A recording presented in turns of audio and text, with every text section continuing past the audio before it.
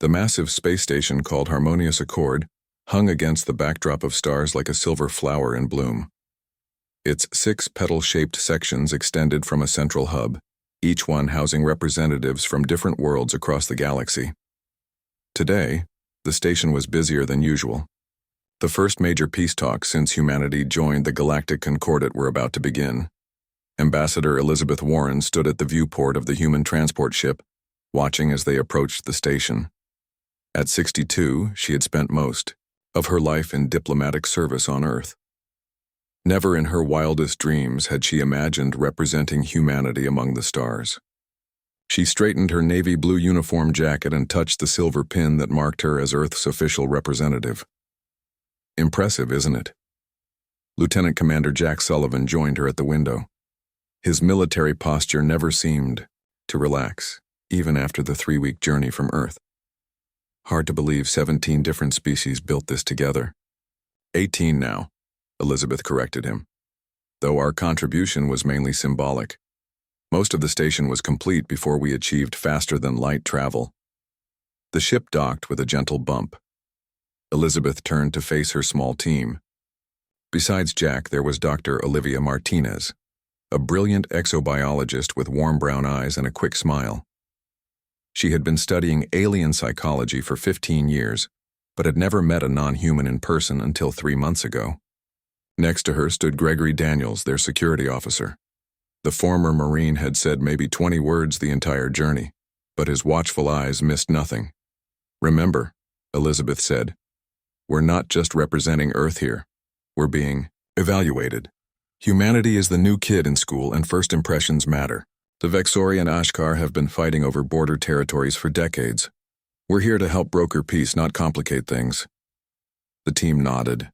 The airlock hissed open. A slender, blue-skinned alien with 4 arms greeted them at the entrance. It wore a flowing silver robe that seemed to shimmer in the light. "Welcome to Harmonious Accord Earth Delegation," it said in perfect English. "I am Coordinator Selna. Please follow me to your quarters where you may refresh yourselves before the opening ceremony." The coordinator led them through wide corridors where various alien species moved about their business. Some walked on legs like humans, others slithered or floated. Elizabeth noticed how many of them moved aside as the human group passed. Their quarters were comfortable but simple, 4 private sleeping rooms connected to a shared common area. Large windows offered a spectacular view of the spiral galaxy they now called home. "The opening ceremony begins in 2 standard hours," Selna said. "Your presence is expected in the Grand Assembly. Please wear your formal attire." After the coordinator left, Olivia collapsed onto a couch. "Did you see how they were looking at us? I counted at least 6 species that showed visible discomfort when we walked by." Gregory nodded. "The tentacled ones near the garden area were recording us with their devices. Not very subtle about it either." Elizabeth sighed. "We knew this would be challenging. Humanity is still new to galactic society. Curiosity is natural." "That wasn't just curiosity," Jack said, checking the room's communication system. "That was wariness, like watching a strange dog that might bite." 2 hours later, dressed in their formal diplomatic uniforms, the human team entered the Grand Assembly. The massive circular room could hold thousands, with raised platforms for each species delegation and a central speaking area. The ceiling curved high above, displaying a real-time map of the known galaxy. As they took their assigned places, Elizabeth noticed representatives from other worlds staring at them. Some whispered to each other behind strange appendages. Others seemed to be keeping their distance deliberately. The Vexori delegation entered next, 12 tall reptilian beings with scales that shifted color like oil on water. Their leader, High, Commander Zalthrak, wore elaborate armor that clicked with each step. When he noticed the humans, his neck frill expanded slightly before he controlled it. "The barely evolved primates have arrived," he said loudly to his companions, though clearly intended for human ears. How generous of the Concordat to include them in matters they cannot possibly understand. Jack tensed beside Elizabeth, but she placed a calming hand on his arm. "Not worth it," she whispered. The Ashkar delegation arrived last, each member floating several inches above the floor. Their bodies resembled delicate glass sculptures filled with swirling gas. Elder Tishavara led them, her form glowing with faint blue light. She approached the human section and inclined her upper body in a formal greeting. "Earth representatives, we welcome your perspective in these discussions," she said, her voice like wind chimes.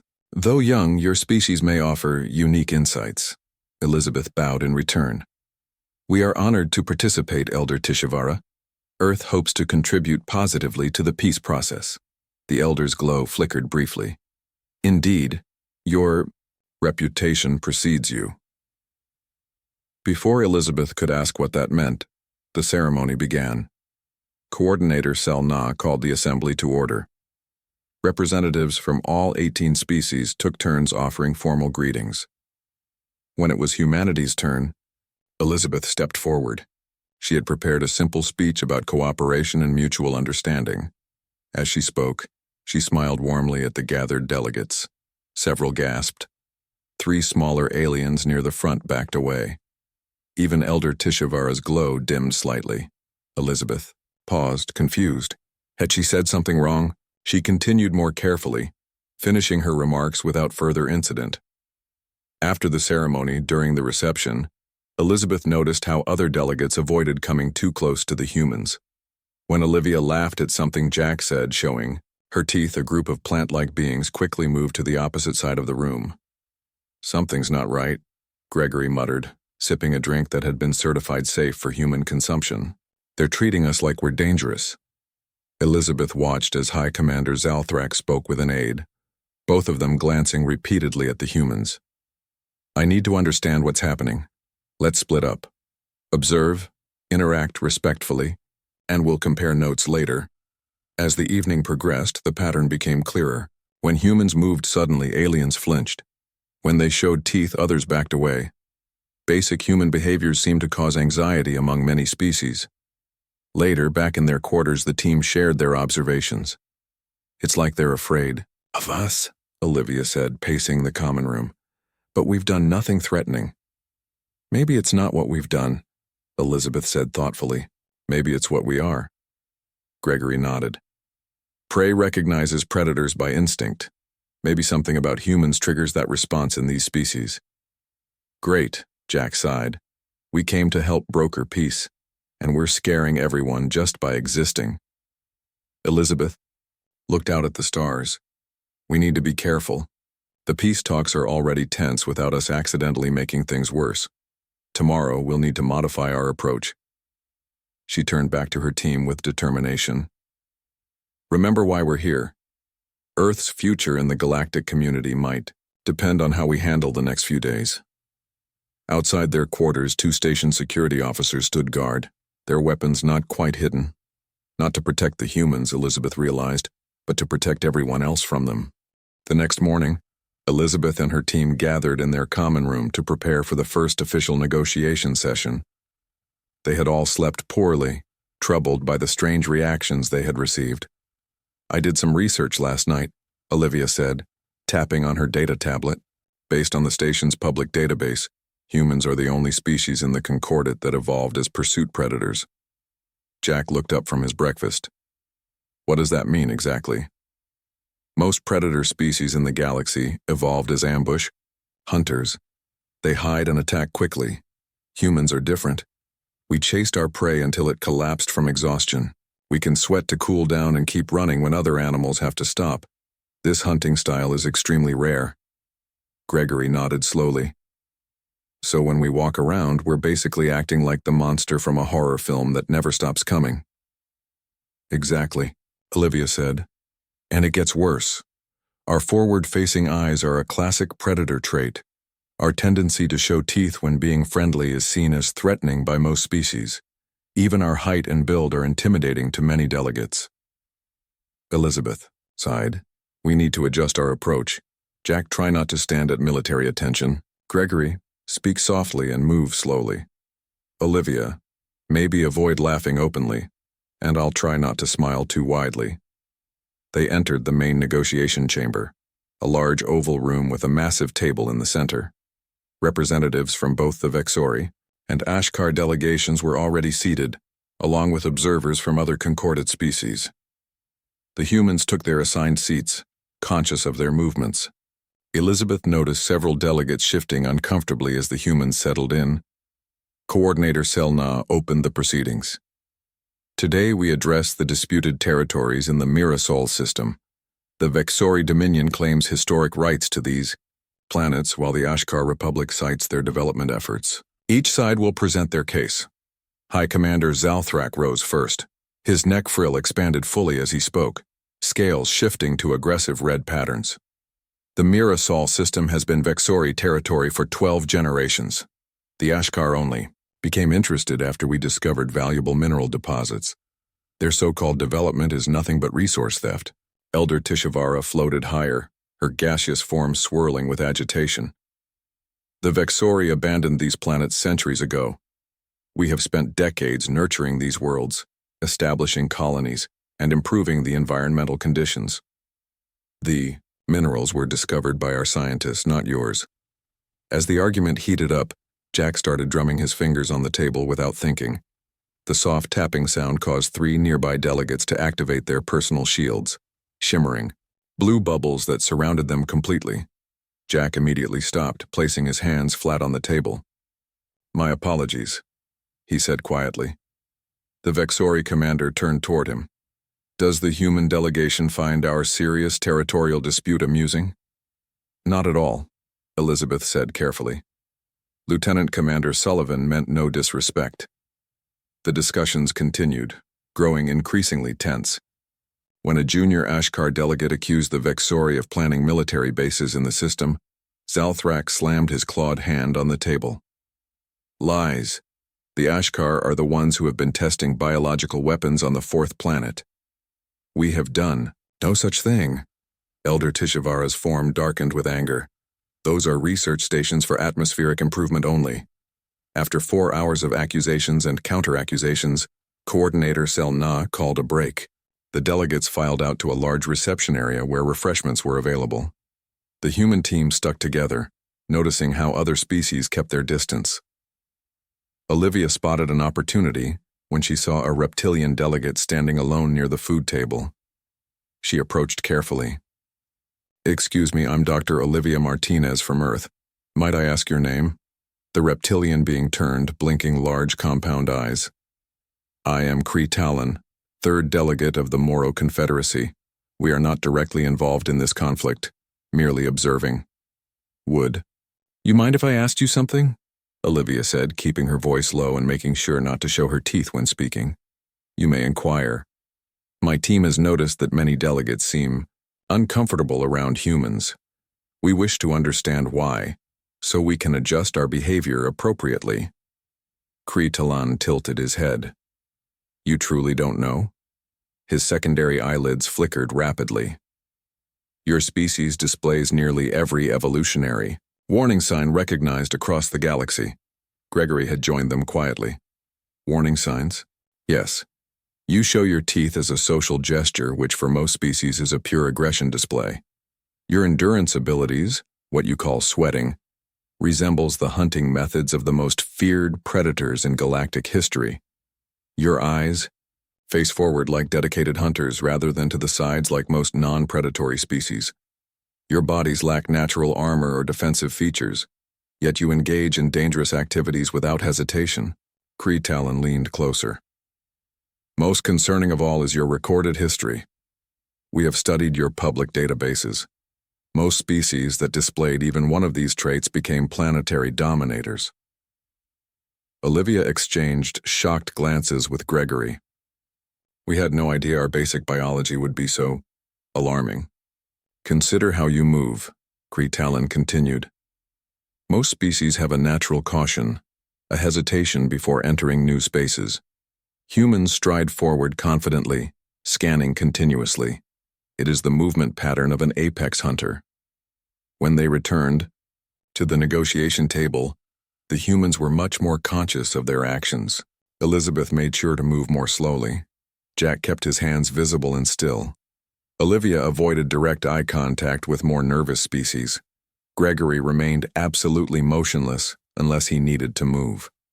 Despite their efforts, when Elder Tishavara presented evidence of Vexori military vessels near the disputed planets, the tension in the room spiked again.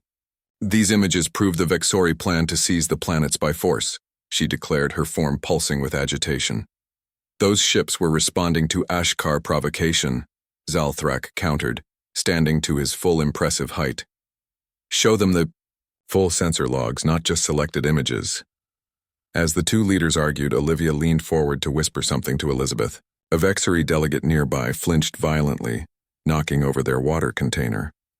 The sudden movement startled Olivia, who let out a surprised laugh before she could stop herself. The sound, a normal human laugh, caused several delegates to back away from the table. The Vexori delegation retreated to the far side of the chamber. That evening, the human team gathered in their quarters, deeply concerned. "This is worse than we thought," Elizabeth said, sending an urgent message to Earth's diplomatic corps. "Our mere presence is making an already tense situation worse." "Did you see how they reacted when that maintenance robot dropped a tool during the afternoon session?" Jack asked. "6 species looked at us first, as if expecting us to attack." Olivia looked up from her notes. "According to Kree Talon, humans are the only species in the Concordat that evolved on a death world." "A what?" Gregory asked. "A death world. A planet with such dangerous conditions that species must develop extreme survival traits. Earth's combination of predators, diseases, climate variations, and natural disasters is apparently quite unusual." Elizabeth finished her message and turned to her team.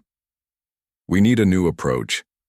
Tomorrow I want to address this issue directly in the talks. We can't pretend this fear doesn't exist. Maybe acknowledging it will help." As they prepared for bed, station security systems performed an extra scan of the human quarters, a precaution no one had mentioned to the Earth delegation, but which Gregory had detected with his own security equipment. "They're treating us like bombs that might go off," he told Elizabeth quietly. "And the worst part is they don't even realize we can tell." The third day of peace talks began with a new level of tension. As Elizabeth and her team entered the negotiation chamber, she noted the increased security presence. Station guards with neural stun weapons stood at each entrance. Their eyes followed the human delegates carefully. "They've added more security since yesterday," Gregory whispered, keeping his hands visible and movements slow. Elizabeth nodded slightly. "Focus on the mission. We're here to help broker peace regardless of how they see us." Coordinator Selna called the session to order. "Today we will discuss the research facilities on Mirasol 4. The Ashkar Republic claims these are environmental improvement centers. The Vexori Dominion has accused them of developing biological weapons." Elder Tishavara's gaseous form rippled with indignation. "We reject these false accusations completely. Our research focuses on atmospheric enhancement only. The Vexori seek any excuse to justify their military buildup in the system." High Commander Zalthrak's scales flashed angry patterns of red and orange. "Our intelligence reports confirm unusual biological agents being tested on the surface. If not weapons, then what requires such security measures around your facilities?" The argument grew more heated. Several smaller species representatives moved their seats away from the conflict zone and away from the humans. Elizabeth had decided on a new approach today. During a particularly tense exchange, she lifted her hand slightly. To her surprise, the entire room fell silent immediately, all eyes turning to her. "If I may offer an observation," she said calmly. "Both sides have legitimate concerns that deserve investigation. Perhaps a neutral inspection team could visit these facilities." The Vexori commander's neck frill expanded. "And who would staff this neutral team? More Concordat bureaucrats who favor the Ashkar? Representatives from uninvolved species?" Elizabeth suggested. "Those with no stake in this conflict. Like humans." Elder Tishavara's tone was skeptical. "Your species has no experience with our biological sciences." Before Elizabeth could respond, a loud argument erupted between junior delegates.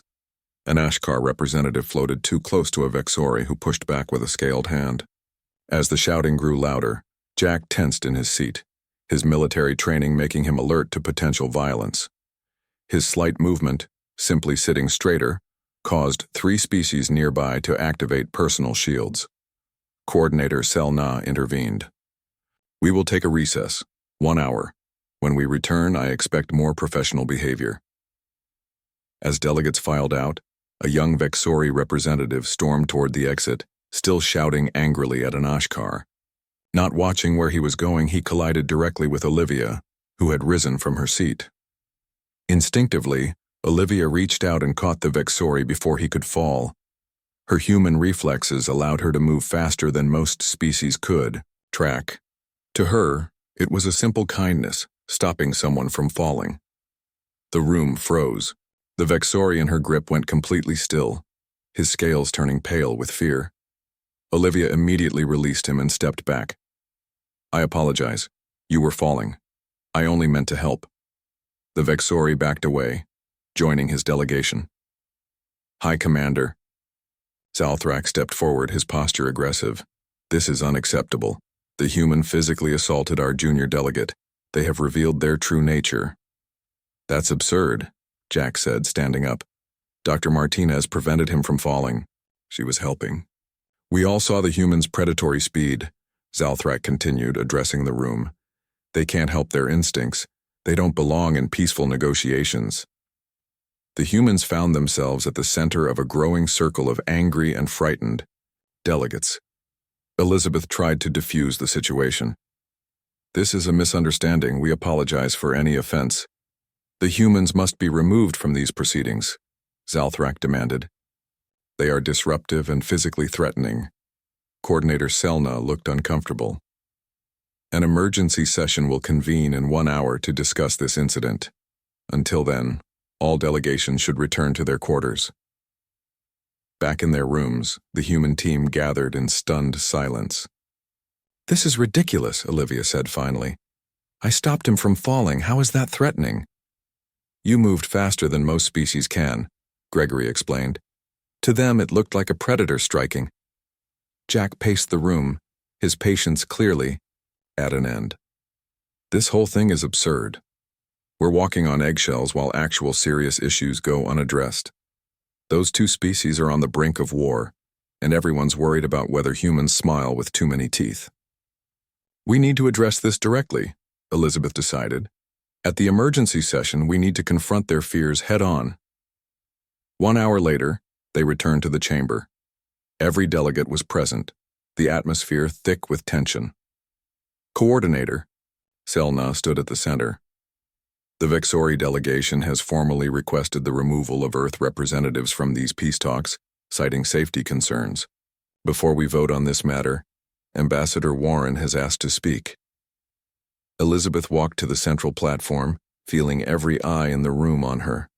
She took a deep breath and began without smiling, keeping her hands clasped before her. "Respected delegates of the Galactic Concordat, it has become clear that humanity's presence here causes discomfort for many of you. We now understand why. Our biology and behavior contain what you consider warning signs of danger." She paused, looking around the room. "But I ask you to consider something. Despite what you see as our predatory nature, we have chosen diplomacy. Despite our capacity for violence, we seek peace. Our history, yes, contains conflict, but also healing, cooperation, and growth." Jack stood up from his seat. He drew himself to his full height, no longer trying to appear smaller or less threatening. With a "Respect to all gathered," he said clearly. "Humanity came here in good faith. We've observed your protocols, respected your boundaries, and offered mediation. Yet you treat us like monsters for existing. If our biology frightens you, consider this. Despite our predatory nature, we've chosen diplomacy over force. That should tell you something about our intentions." His words hung in the air. No one spoke for several long moments. Then, alarms began blaring throughout the station. Red emergency lights flashed in the chamber. Coordinator Selna received an urgent communication through her translator device. Her 4 arms moved in patterns of distress. "Security breach. An unauthorized vessel has docked at the maintenance port. Armed intruders have entered the station." The chamber erupted in chaos. Delegates panicked, some hiding under tables, others rushing for exits.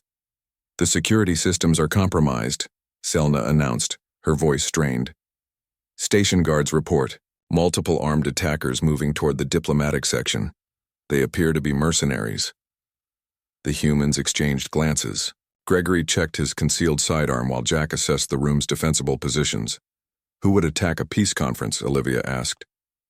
"Those who profit from war," Elizabeth answered grimly. "Hardliners from both sides who don't want peace." The station shuddered as an explosion echoed from a distant section. The lights flickered. "All delegates must move to secure shelters," Coordinator Selna ordered. "Security protocols are activating now." As the various alien species rushed toward the designated safety areas, the four humans remained calm, exchanging meaningful glances. "Well," Gregory said quietly, checking his weapon. "Now might be a good time to show them what humans are really capable of." Elizabeth nodded. "Jack, stay with the delegates. Gregory, secure this area. Olivia, come with me to the control center. Let's see if we can help." As they moved purposefully toward danger while other species fled in the opposite direction, Elizabeth couldn't help noticing the looks of shock on alien faces. They were about to learn why humans were truly frightening, and why that might not always be a bad thing. The station shook as another explosion echoed through the corridors. Emergency lights cast red shadows across panicked faces as delegates rushed toward the shelter areas. Jack moved against the flow, his voice cutting through the chaos. "Stay calm. Move in an orderly line. This way to the secure area." The aliens responded to his commanding tone, their fear of humans temporarily overcome by the greater fear of the unknown attackers. Jack positioned himself at a junction where 3 corridors met, directing traffic and creating order from panic. Gregory had disappeared into a maintenance shaft, moving through the station's service tunnels with a speed and purpose that would have frightened the aliens had they seen it. His military training guided him as he navigated toward the source of the intrusion. Elizabeth and Olivia had reached a secondary control room. The main bridge was already under attack. Through the monitors, they could see 6 armed figures in unmarked black armor moving methodically through the diplomatic wing.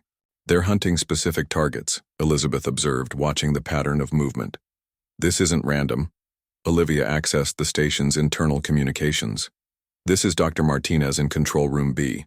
All delegates should proceed to shelter areas immediately. Security protocols are active." A panicked voice answered, one of the Ashkar Jr. delegates. "The mercenaries have blocked the path to Shelter 3. Elder Tishivara and 3 others are trapped in Meeting Room 12. Elizabeth studied the station layout on the control panel. "They're cutting off escape routes, targeting leadership." "Who would do this?"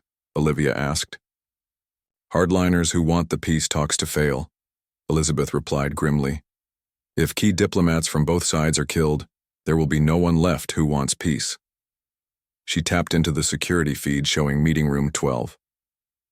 Elder Tishivara and 3 other Ashkar representatives were huddled inside. 2 mercenaries approached the door, weapons ready. "We need to warn them," Olivia said. "The room communications are down," Elizabeth replied, "and those mercenaries will reach them in minutes." Olivia studied the station systems. Having memorized the station's technical manual during the journey to Harmonious Accord, she quickly accessed the environmental controls. "I have an idea," she said, fingers flying across the control panel. "The air recycling system can be modified. Watch." She redirected the airflow, increasing pressure in some corridors while decreasing it in others.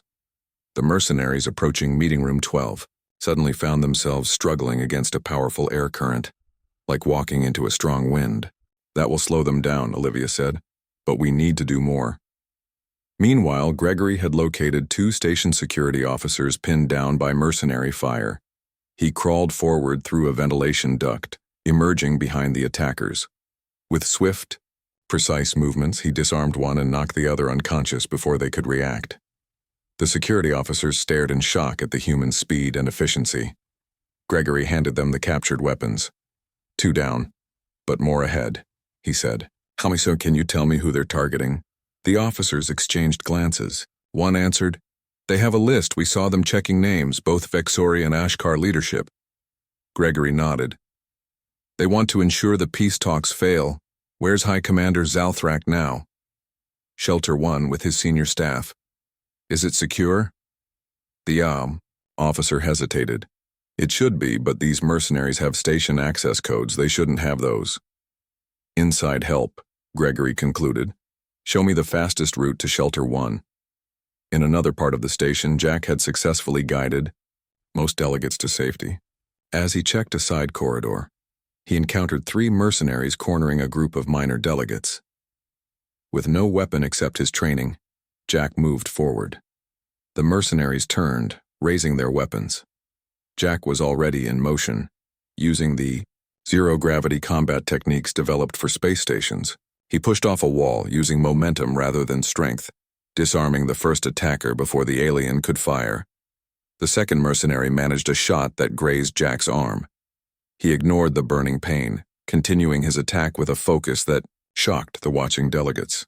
The mercenaries, expecting easy targets, found themselves facing a human in full combat mode. When it was over, 3 disabled attackers lay on the floor. Jack stood over them, breathing heavily but alert. He turned to the cowering delegates. "Are any of you hurt?" he asked. A small plant-like being stepped forward, trembling. You fought them, without weapons, without armor." "Basic training," Jack said, binding his wounded arm with a strip of cloth. "Now let's get you to safety." In Control Room B, Elizabeth had maintained communication across the station, while Olivia continued manipulating environmental systems to trap mercenaries in specific sectors. Using pressure differences, temperature changes, and lighting adjustments, she turned the station itself into a defensive weapon. "How did you learn to do this so quickly?" Elizabeth asked, watching Olivia trap another group of attackers in a corridor by ceiling doors on both ends. "I read the station manual yesterday and remembered the important parts," Olivia replied simply. "Human memory can be useful sometimes." Elizabeth smiled slightly, then noticed something on the monitor. There, Meeting Room 12. Gregory's reached Elder Tishavara. The screen showed Gregory leading the Ashkar delegates through a service corridor. One of the floating glass-like beings asked something. With the audio off, they couldn't hear his response, but they saw him pause to check his bleeding side where a weapon had struck him. The Ashkar elder gestured at his wound with concern. Gregory simply shrugged and continued moving, clearly saying something dismissive. "He's hurt," Elizabeth observed, "but still functioning at full capacity," Olivia noted. "Another thing that terrifies other species about us, our pain tolerance." Throughout the crisis, alien delegates watched with a mixture of horror and fascination as the 4 humans demonstrated traits they had evolved to fear: persistence despite injury, willingness to face danger directly, quick improvisation with available resources, and coordinating effectively without constant communication. In Shelter 1, High Commander Zalthrak and his staff huddled together as sounds of fighting came from outside. The door slid open, and they prepared for the worst. Instead, Gregory entered, escorting Elder Tishavara and her Ashkar staff. The Vexori commander's scales flashed with surprise. "The human brought Ashkar here? All diplomats are targets," Gregory explained briefly. "Together, you're easier to protect." The traditional enemies regarded each other awkwardly as Gregory took position by the door, weapon ready despite his injury. Through station-wide communications, Elizabeth coordinated their scattered defense efforts. "Jack, how many delegates are still unaccounted for?" "All accounted for except 2 junior Vexori who were in the garden section." Jack's voice came through, strained but steady. "Gregory has secured both leadership groups in Shelter 1, Elizabeth reported. Olivia has trapped 6 mercenaries in Section C. Station security is regaining control of the docking bay. As the immediate crisis began to stabilize, the aliens, watching the humans work, couldn't help but notice something unexpected. These frightening predator traits, speed, strength, endurance, and strategic thinking, were being used not to hunt, but to protect. An Ashkar aide floated close to Elder Tishavara, voice low but audible. "The humans, they run toward danger instead of away from it." "Yes," the elder replied thoughtfully, watching Gregory stand guard despite his obvious pain. "Perhaps that is why they evolved as they did, not just to hunt, but to defend. In Dao. The control room, Olivia spotted the last group of mercenaries attempting to escape.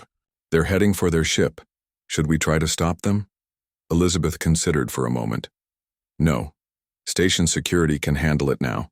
Our priority was protecting the delegates, and we've done that. As the station's regular lighting gradually returned and the all-clear signal sounded, Elizabeth leaned back in her chair, suddenly aware of how tense her muscles had been. Well, she said with a small smile, I think we've just given them a very different reason to be afraid of humans. 2 days after the attack, the peace talks resumed.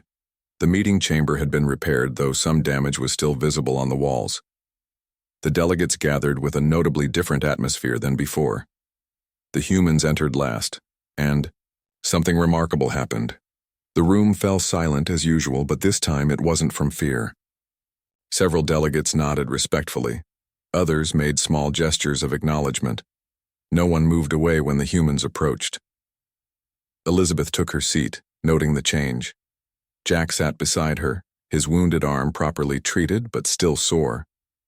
Olivia smiled slightly at a few familiar faces. Gregory stood quietly, ever watchful, but now his vigilance seemed to comfort rather than frighten the others. Coordinator Selna called the session to order. Before we resume our diplomatic discussions, we must acknowledge recent events. The investigation has confirmed that extremist factions from both the Vexori and Ashkar sides hired the mercenaries. Their goal was to eliminate key leadership and ensure the peace talks would fail. The coordinator's four hands made a formal gesture. Thanks to the actions of station security and the Earth delegation, all diplomats were protected. 14 mercenaries were captured and 6 escaped. The plot has been exposed, and those responsible will face justice. High Commander Zalthrak rose from his seat. His scales had taken on a deep blue color that the humans hadn't seen before. He approached their table directly, standing before Elizabeth. The room watched in silence.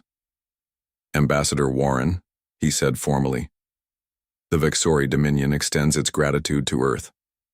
Your actions during the crisis were, he paused, searching for words. Unexpected but appreciated. Elizabeth nodded. We were simply doing what any delegation would do to protect the peace process. No, Zalthrak said firmly. What you did was uniquely human. My security advisor has reviewed the station recordings. No other species would have responded as yours did.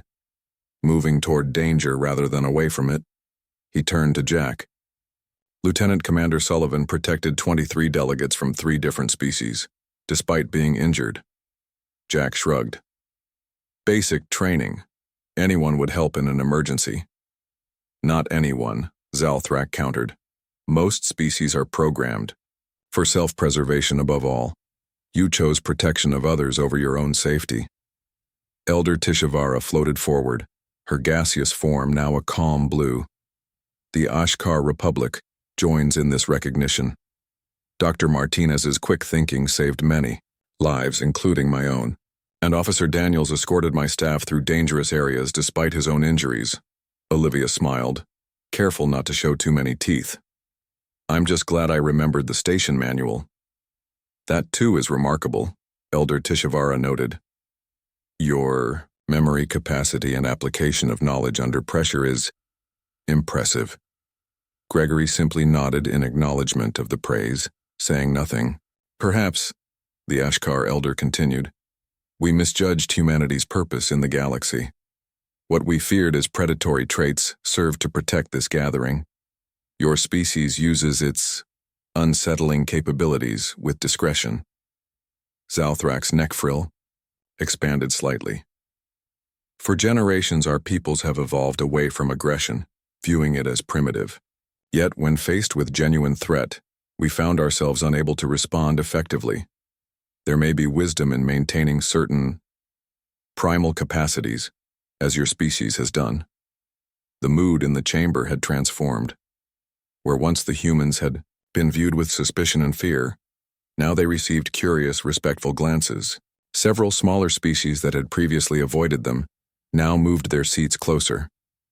Coordinator Selna spoke again. With this new understanding, shall we resume the peace negotiations? The talks proceeded with renewed purpose. Both the Vexori and Ashkar delegations, having witnessed the attack and humanity's response, seemed less interested in posturing and more focused on finding real solutions. The shared danger had created a strange bond, not just between traditional enemies, but between humans and the galactic community. During a break, Kretalin approached the human table. Your actions have caused quite a stir among the concordate species. Many are revising their assessment of humanity. In what way? Elizabeth asked. You are still considered dangerous, the reptilian diplomat said bluntly. But now many see that danger as potentially protective rather than threatening. It is a significant distinction. By the final day of negotiations, a treaty had been drafted. The disputed planets would be jointly managed, with environmental research continuing under mixed oversight. Military forces from both sides would withdraw to agreed boundaries. Most surprisingly, a small human presence was requested to help monitor compliance, a role traditionally given only to the most trusted neutral parties.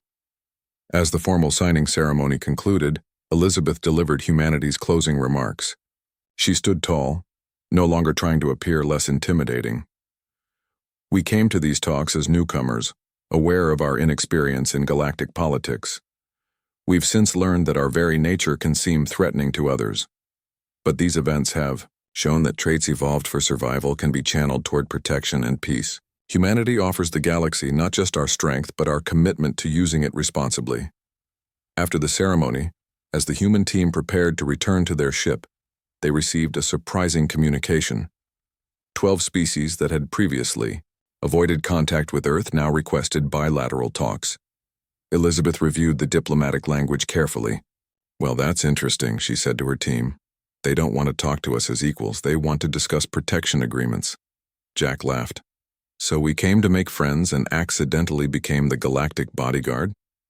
Not quite, Elizabeth corrected him. We've become something far more complicated. To some, we're still monsters. To others, we're guardians. But to most of the galaxy now, we're something they've never encountered before. Predators who choose to protect rather than... Aunt Gregory, who rarely shared his thoughts, spoke up. Throughout Earth's history, the most feared soldiers were often those who fought to defend their homes and families, not those who fought for conquest. Olivia nodded. Human nature is complicated. We can be terrifying and compassionate at the same time. As their ship detached from harmonious accord, they watched the beautiful station grow smaller against the backdrop of stars. The 4 humans had arrived as outsiders, feared for their evolutionary traits. They departed as something new in the galaxy's long history, respected not despite their frightening nature, but because of how they chose to use it. Elizabeth looked at the communication screen showing multiple pending requests from various worlds. It seems our diplomatic schedule just got much busier. Earth's place in the galaxy has changed. For better or worse? Jack asked. Both, probably, Elizabeth replied thoughtfully. We'll be feared, respected, and needed. That's a complicated position, but an important one, Olivia added. We can help shape a more stable galaxy. Gregory summed it up simply. Humans protect what matters. The galaxy just needed to see that. The ship accelerated toward the transit point that would take them home, where they would deliver unexpected news. Humanity had found its place among the stars not by hiding its nature, but by showing the galaxy what humans truly were, in all their frightening, remarkable, protective glory.